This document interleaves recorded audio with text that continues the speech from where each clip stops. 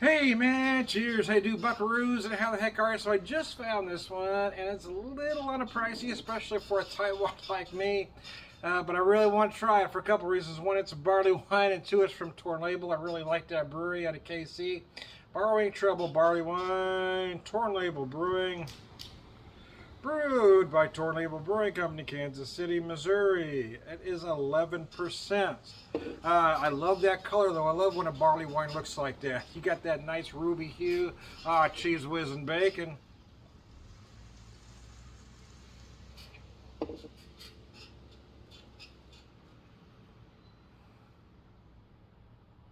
Oh, man. Oh, man. Oh, man. Oh, man. Oh, man.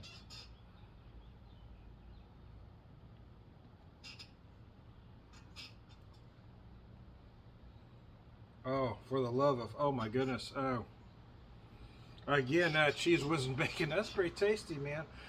That's good. That's good, Martha. Okay, there you are. That's tasty. Yeah.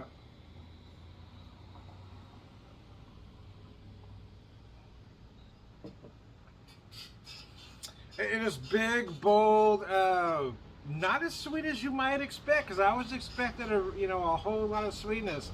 There's a little bit there, but not as much as you might expect. A little bit of light brown sugar. I'm trying to read this here, but my light isn't great in here. It's just a government warning, though. I thought it might give me some info about the beer, but it does not. Does finish drier than I'd expect. Either a boozy, well, that's really going to be up to you and how you like beers like this. For me, the word boozy is a derogatory term, right? It implies that it's unpleasant. It is 11%, so you should taste some alcohol. And not everything that's 11% is going to be boozy. That's the same. I had a conversation with someone the other day about whiskey. He thought every whiskey at 90% is hot. I said no, it's not. Even a cask strength isn't necessarily hot. It's all in the interpretation.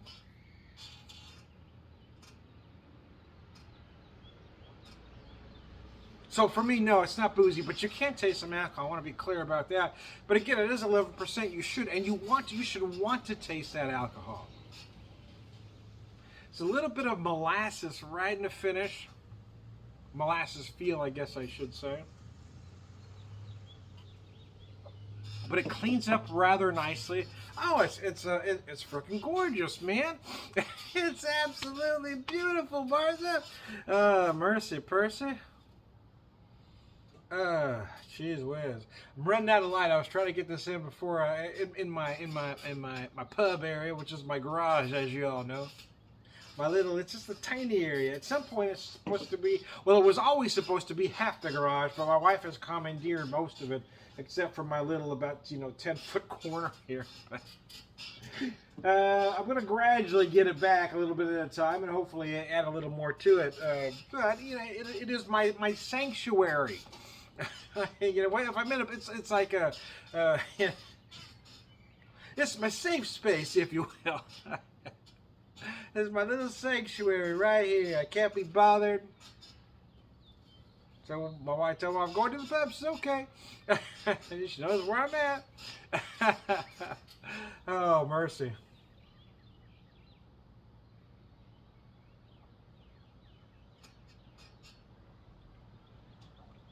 Gosh, that one surprised me. Yeah, it's absolutely beautiful, man.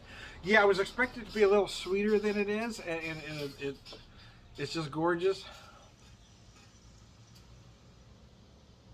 It's got a nice earthy finish as it cleans it all up very nicely. Oh, this stuff's beautiful, man.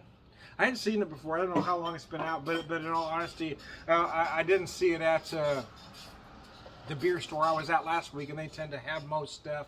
But I hadn't been in the. I picked it up at a Hy-Vee, and I hadn't been in there in quite some time.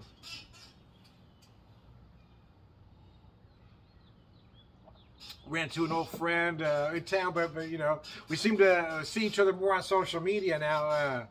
Terry, who's got a food group on Facebook that I'm involved with, but he's also a beer guy. We were talking some beer as I was picking this stuff up.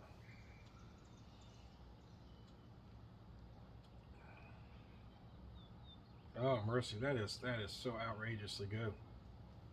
Yeah, I'm always concerned, right? You know, sometimes a barley wine can be too sweet. If there's a negative about the style, sometimes they can be too sweet and you got that lingering sweetness. So you've got to balance it just right. You've got to get that alcohol up because after all, it's a barley wine, right? A barley wine should never be under 10%. Never! Uh, in my opinion, anyway. But that's the thing, though. There isn't any hard and fast rules for a barley wine. And quite frankly, what a lot of, there's a lot of beers, a lot of high ABV beers now that have a specific style category that, a couple of decades ago would just be labeled a barley wine. American style barley wines have turned into double IPAs. Or in some cases called triple IPAs.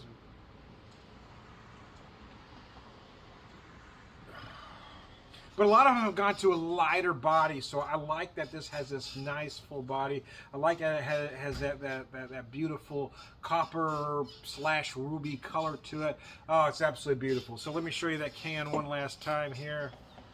Poured just slightly over half of it in there to do this video. Borrowing Trouble, barley wine, Torn Label Brewing, 11%, Kansas City, Mo.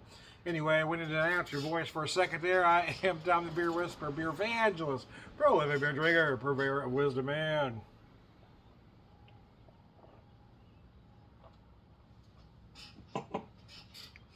All right, good guys.